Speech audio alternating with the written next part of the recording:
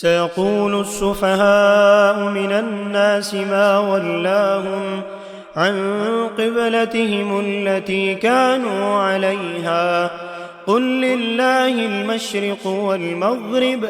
يهدي من يشاء إلى صراط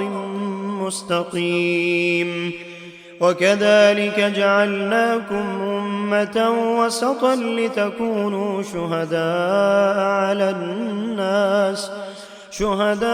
على الناس ويكون الرسول عليكم شهيدا وما جعلنا القبلة التي كنت عليها إلا لنعلم من يتبع الرسول ممن ينقلب على عقبيه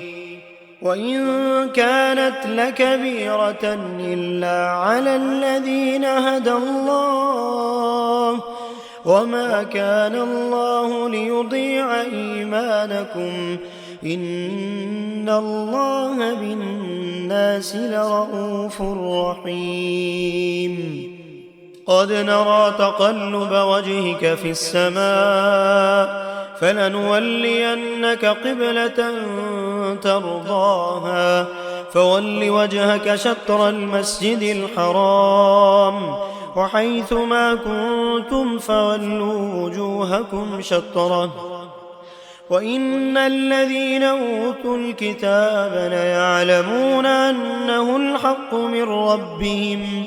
وما الله بغافل عما يعملون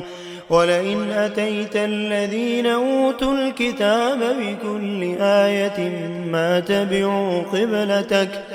وما أنت بتابع قبلتهم وما بعضهم بتابع قبلة بعض ولئن اتبعت أهواءهم من بعد ما جاءك من العلم إنك إذا لمن الظالمين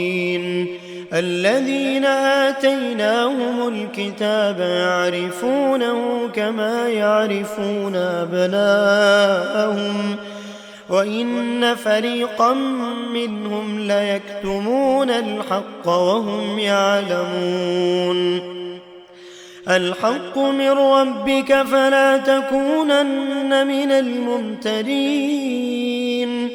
ولكل وجهة هو موليها فاستبقوا الخيرات